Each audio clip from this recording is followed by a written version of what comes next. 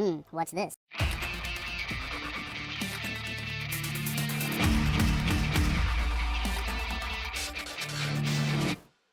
Hello, welcome to the Freak Show. Bumpy McSquiggums here. I want to thank you all for joining me as I take another first look, this time at Car Mechanic Simulator 2015. It is by Red Dot Games and Playway SA. And basically, it's what you would assume a car mechanic simulator. Who knew that would be a thing? Anyway, folks, we're going to hop in. We're going to play around for about 25 minutes or so, hopefully. Something along those lines. We'll probably get a couple of jobs done. Go through the tutorial, which is not super in-depth or involved, but it does give you enough to get you started. So we'll hop in, and hopefully my playthrough will give you guys a little bit of a better understanding of what you need to do at the beginning. Now, first things first, I am not mechanically inclined. I do not enjoy working on cars. I've done it several times. I always had older vehicles when I was younger. I had a vehicle that was 10 years older than I was as my first car, and it was messy and nasty, and I did not enjoy working on it. But I did. My father was mechanically inclined. He enjoyed working on cars and whatnot, so it was a thing. I always had used cars and everything else up until my latest car, and I pretty much did all the work on all those cars myself, except for my 86.5 Supra. That I actually had a mechanic work on quite a bit. Anyway, folks, that's enough about me. Let's hop in and begin the game, shall we? Welcome to Car Mechanic Simulator 2015. In this short tutorial, we will show you the basic mechanics of the game, and show you how to sort out your first few jobs. Now, as I said, guys, the tutorial, not super amazing, but we'll see how it goes. Do you hear the phone ringing? I did. It could be a new customer. Go to the desk, pick up the phone, and see what needs to be done. Alright, so we'll come over here to our desk, and we'll pick up the phone. And here it is. Orders. In this menu, you can view all your waiting orders. Some of them are locked because you need more XP to take them. Here you can take, or if you don't like them, pass jobs without consequences. New jobs will appear here every time a new customer calls you. Alright. Car is hard to control. So we will actually take the job, and then basically it loads the car into your garage, and I'll show you the layout of the garage, and we'll get started on our first mission, our first order, if you will. Alright, so the layout of the garage, your desk is here, you have a phone, you can actually take photos of the car if you did some sort of amazing work, or you just wanted to take pictures of the car, you can do that. You also have the computer here, where you'll be able to order all the parts that you need. On the back line here, it's just a bunch of decorative stuff, the staircase up and whatnot. It's totally fine. Back here is the paint shop, as it says right there. You can go in there and start painting the vehicles if you have the appropriate skills. There will be toolboxes scattered all throughout. These are how you upgrade certain things, like getting better at repairing items, getting better at, or quicker at, like, screwing and unscrewing different parts of the car. So, yeah, it's good stuff over here. Sorry, that's actually way over here. Way over here is the repair table. If you have broken parts, sometimes you can come here and repair them. The higher the level tools you get, the better a chance you have of repairing it, which doesn't cost you as much money, and therefore you make more money overall. You have your two lifts, so you can actually have two cars up on lifts at any point. If you have something that you need to work on, like here, you can actually pop the hood and get in there and get working. But most of the time you're going to end up using the lifts. Additionally, over here, you have this for changing the oil. You'll put the car up on the lift, you'll drain the oil into the oil drain so it doesn't just splatter all over the ground, and all that wonderful fun stuff. I think that's the vast majority of the stuff, and this is the exit here, guys. I think that will actually end the dealie. Alright, so let's go over to the car. We're going to press O, and we're going to look at the repair order here. Here you can see the details of your order. If you don't like the job or can't perform all the tasks, you can always end the job. You will get a refund for the tasks you've already done, but you'll miss the bonus for finishing the job. In future, the orders will be more demanding, and you will have to locate the broken parts yourself instead of having them written on a list. Please note the minimum part condition on the right. It shows you the minimum part condition required to fulfill each order. So every part has to be within 76%. The inner tie rod. Is that in the front or the back? I think it's in the front. So what we're going to do is we're going to move the car. We're going to press M. We're going to put it over on the lift. Always keep your workspace clean and organized. Repairs requiring access to the wheels and suspension will only be possible on the lifter, while others can be done elsewhere. To take new jobs, you will need to clear the space in the middle of your workshop, basically where the car's at right now, so the client can leave their car there. So what we're going to do is put you on the left lifter, and we're actually going to go take another job too, so we can get a second car in here. Assuming I can press the button. There we go, guys. Alright, brake problems. Whoa. controlling car feels loose, brake problems, knocking noises from engine bay. And then this one's a really big one, but unfortunately we don't have the experience to do either of these. We'll check this one later.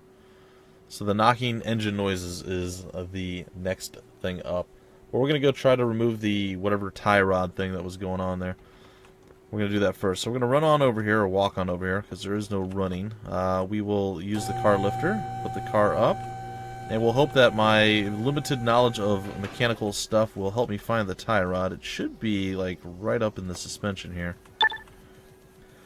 Alright, in this mode you can unmount parts from the car. Each part can only be accessed from a particular section of the car, so if you're looking in the wrong place you won't be able to unmount the part. Always check if the part is accessible by moving the cursor over it. If the part is blocked by another part, it will glow red when you try to unmount it.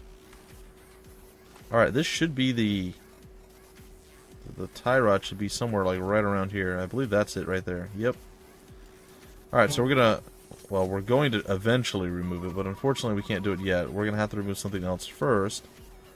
And the only way to do that is we're going to have to take the wheel off. So what you do is you right click once you find the thing that you're going to remove. And then when you get to these things where there's screws or whatever holding it together, you hold the left mouse button on them and they will unratchet and unscrew and everything will be fine. So we did that, and now we can remove the outer tie rod. That is now down, and now we can remove the inner tie rod. And I believe that was the only one that was a problem. It's rusted. That one particularly was rusted. So we're going to hit escape to get out of that, and we're going to press I to open up our inventory, and the inner tie rod is at a 26% condition. It's not great. We're going to come over here. I don't know if we can use the repair table for that, but we'll give it a shot. Part repairing. The list shows parts that can be repaired. Remember that upgrading your tools and abilities via the upgrade menu will increase your chance of successful repairs. You can fix bodywork parts after upgrading repair tools to level 5. And unfortunately we cannot fix that. So what we're going to do is we're going to open our inventory again. The inner tie rod, and we're going to sell it. So you left click on it to sell it, and you get a little bit of cash money back. $5 unfortunately. We come over to the handy dandy computer. We go to the car parts shop, and we're looking for, I think we'll go with a running gear. I think that's what it's going to be considered. We're looking for tie rods. So we'll scroll down. It's in alphabetical order. It might not be running gear actually. Let's just do all. You would think that it would be with all the other tire-alike stuffs, but apparently it's not. Alright, steering rack, throttle, timing belt. Huh. Alright, I'm a little confused. I'm actually quite confused. Where, Oh, you know what? It's inner, so it's under I. That's probably why. It's like the inner tie. There it is. I'm dumb, guys. It's fine. Alright. So $30 to buy a new one. We're actually, what, 25 in the hole right now from where we were.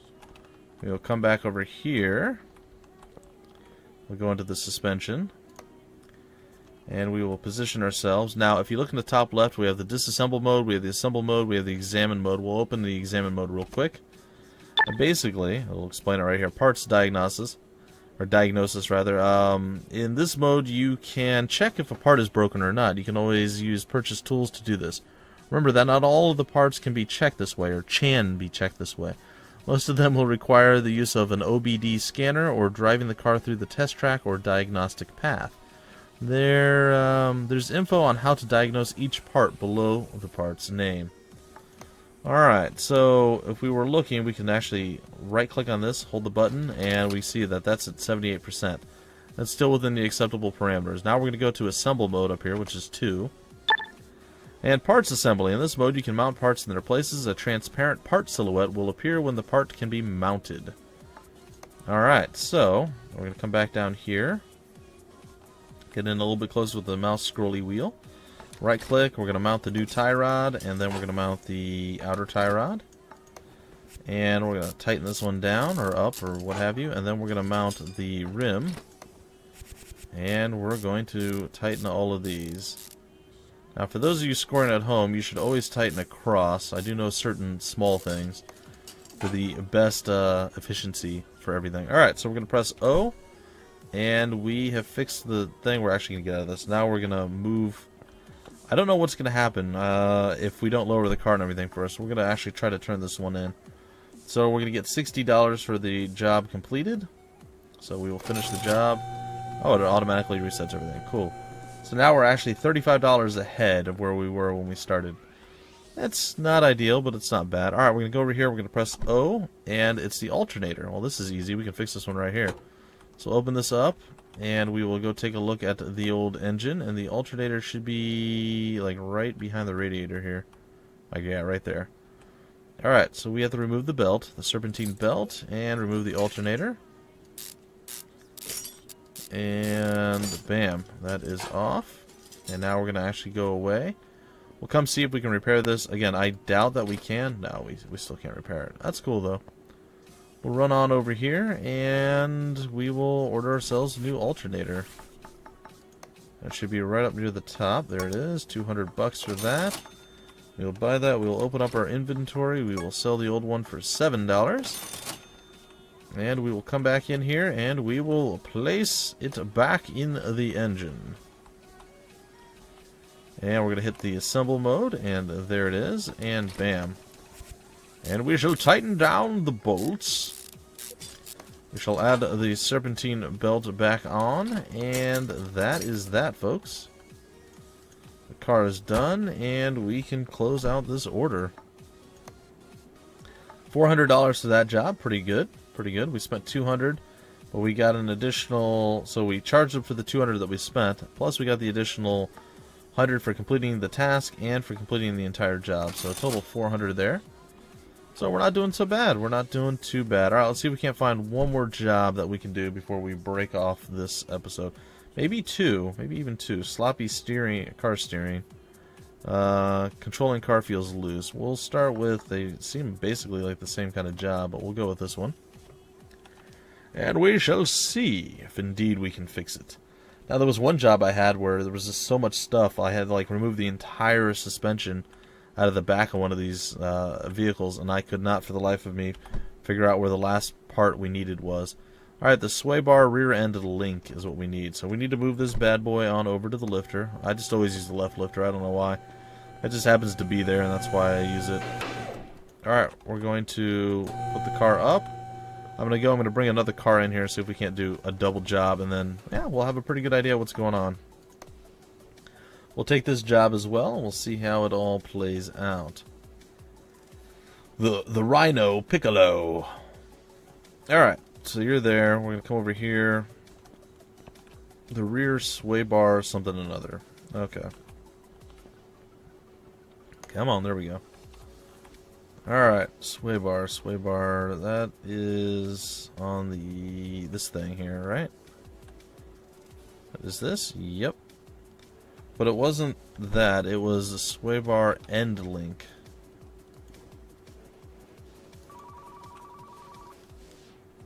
Which I'm assuming connects somewhere that we can see. Ah, there it is. Alright, what do we need to do to remove you? Oh, we gotta take the... Really? Okay. Apparently we have to take the entire wheel, or the entire rim off. It's fine. Alright, there we go. That's off. And then what do we need now? That's it. That's all we need. Okay. I'll remove you, and I believe that is going to be that. We'll come on over here to the repair table. Still can't use the repair table. That is totally fine. What is it that you need? The inner tie rod. Hey, we just did one of these. Alright, let's move you on over to the right lifter. We'll come over here. We will actually lift the car. Car lifter 2, get moving. And we'll come over, we'll buy the item that we have. The sway bar rear end link. Sway bar rear end link. Running gear. Go down to sway. Sway bar rear end link. We will accept it, and we will continue back over this way. We'll get this one knocked out, and then we'll go about our business, continuing with whatever else it is that we are supposed to be doing. Alright, we're going to go into assemble mode. And bam. That is done. And then we're going to assemble the classic rim. And it is going to be fanciful. I know what I said, guys, and it's true. You should always do that in a real car, but for this, it doesn't really matter. Alright, let's close you out, my friend. Bam, $52 for that job. And then the inner tie rod, something or another, was broken just like before, and I actually even see the same exact situation. And we needed to remove the wheel, or the rim as it were. We shall remove all of these. It's like a little mini game just removing those things. Alright. Take that off, we'll take that off, and we will go and order a new part. So, if you guys are, well, if you want to learn a little bit more about how cars work, what goes where, just different parts of the cars, from what I know in my limited knowledge of how cars actually do work, this does seem to be fairly accurate. Now, granted, every car is not going to be identical, so be aware of that. That is entirely dependent on the car, but a lot of cars have the same similarities. I mean, the technology isn't exceptionally different from car to car. So, like, tie rods will be where tie rods, I mean, you know, it's a basic layout. There will be differences between different types of vehicles, but in general, you should get a pretty good understanding of how cars work, how things actually come together. And I can assure you that it is never this easy to actually work on a car, but still, it's not bad. I have to say, this is actually a lot more fun than I was thinking it was going to be. And that's a good thing. Like, I was surprised. I was like, oh gosh, I don't know enough about cars to do this. And I'm sitting there going, I actually know a little bit more than I thought I did. I kind of surprised myself, I guess you could say. I'm still a noob. Trust me, guys. I mean, there's gonna be people who are actually mechanics are gonna be like, you're an idiot. You should have known exactly where this is and that is and everything else. But this will give you a little bit of an understanding. At least maybe you'll figure out how vehicles work. Just like right now, my wife's car, her clutch, her pedal for her clutch is actually sticking. It's staying near the ground or the floor of the car, and when you let off the clutch, it doesn't pop up like it's supposed to, but it will still work. It'll still engage and disengage and everything, and you know, you can drive. And then if you get your foot under there and you pop the pedal up, it will pop up and it'll work for a bit, and then it'll get stuck down again. So I'm not 100% sure exactly what's going on, but we took it to a mechanic, and the mechanic was saying that, oh, we need a whole new transmission. And I'm like, I don't think so, because the flywheel isn't slipping. Because I've had it before where I'd let off the clutch and the pedal's working fine, yet you still felt like there was slipping, like your car wasn't accelerating like it was supposed to. It was just kind of going, you know, it's hard to explain, but I'm like, you know, that's when you start needing to like get a new flywheel and everything else with an actual manual transmission. So to me, it doesn't sound like that's what the case is. So we're actually going to take it to another place. And I had spoken to my father, and he's like, yeah, that doesn't sound like you would need a new transmission. And also, who says manual transmission? Who says you need a new transmission for a manual car? That doesn't make any sense. So it's a little bit strange, a little bit weird. Alright, we're going to go and we're going to take this one here, replace timing related parts. And it looks like we have enough time to probably do this, so there you have it, guys. So yeah, it's nice to know that I know a little bit more than I think, but I know I would never be able to just like rebuild a car from scratch. I'd be like, what the heck is this? Where does this go? How do these all work together? I don't understand. I think we can do this sitting here. Alright, actually, let's open up the order here. The belt tensioner, the timing belt, and the water pump. Really? Why would the water pump be replaced in a timing situation? That seems odd. Well, I kind of already knew roughly where I was heading, but the rusted parts definitely help. Also, let's see, we have to remove this belt to remove this belt to get to, is that really where the water pump goes? Well, I suppose on this particular vehicle, my water pump was in a different area, honestly. So I can say with a fair amount of certainty, not all vehicles are the same, because I've had to replace my water pump, I think both in the Supra and in, I want to say my pickup truck back in the day that I had it. I think that's all the parts that we needed. Alright. Well, let's take a look at our inventory. Yeah, you guys are, well, where's the timing belt? That's the thing that we didn't find yet. We had serpentine belts, which I thought were actually the timing belt, but that could be that I'm wrong. Let's go see if we can repair any of these. I don't think we can, but we'll give it a shot.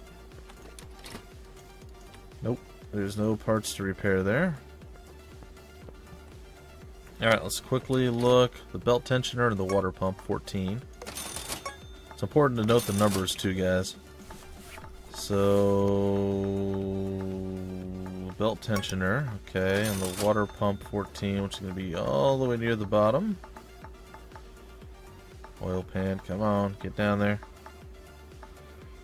Water pump, 14, that's the one. Alright, and let's see, what does the timing belt look like? Yeah, we had a timing chain. That's what a timing belt looks like, huh? Alright, let's go dig around back in here and see if we can't find the timing belt. I'm not sure where that's at, to be honest. I thought it was right alongside where all the serpentine thingies were, but apparently that's not the case. Is it inside the housing? I don't think so.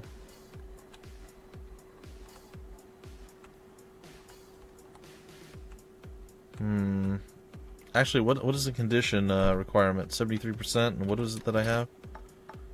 78. Well, where is the timing belt? I apologize, folks. I'm not. See, this is one of those things. I'm not sure. I've seen. I actually don't know if I've ever seen the timing belt. I've heard the timing chain in my pickup truck making horrible sounds before. I've never actually seen the chain or the belt. I'm not even sure where it is. It's not behind the exhaust manifold, is it? I don't think so. But hey, we can take that apart and look. Is it inside the engine block? I don't... Oh, timing belt cover. Well, I guess that explains where it's at.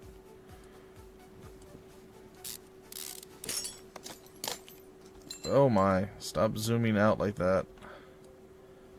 Okay, well, I guess I just learned something new. Look at that, guys. Alright.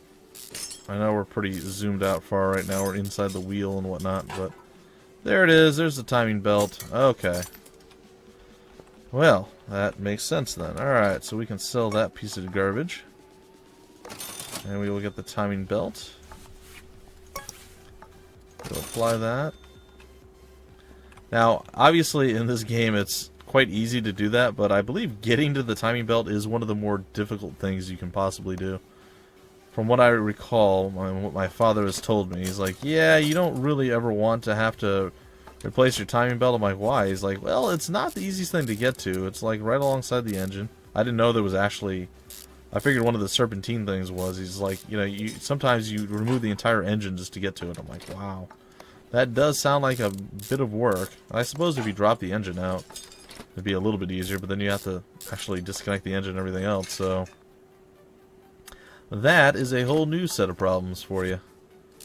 Alright, we will attach you, and this will be another job well done for our amazing mechanical skills that we totally don't really have, but we can pretend. Hey, at least I knew where to look, guys. Sort of. Like, I had a rough idea of where to look. And to me, that makes me pretty happy.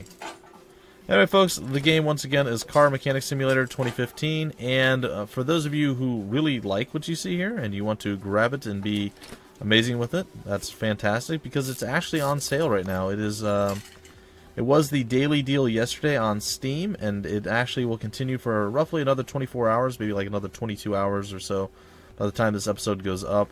So if you like what you saw, go on Steam. The link will be down below. You can go check it out and get it for, I don't know the exact percentage off, guys, but a really good deal on the game, and, well, it can be yours, and you, too, can become an amazing mechanic just like me. Alright, we'll open the repair order, and bam, finish the job. We ended up with 538 experience in this particular episode, guys, and we made about $534. Yeah, it's not too bad, guys. It's not too bad. Anyway, if you enjoyed, feel free to like, comment, subscribe, and share it. And I guess I will catch you guys all in, well, the very next first look episode. Or video of something, whatever it is that I'll be covering. There's a ton of games, guys. There is a ton of stuff, and there will be coverage of many, many, many games on this channel. So if you like the first look videos, stick around. There will be plenty more to come. If you want more information about the game, the developer, or any of the wonderful fun stuff I always include, it will be down below in the description of the video. You can check it out there. And again, until the very next episode, folks, my name is Bumpy McSquigums. Thank you for stopping by the Freak Show, and I will see you later.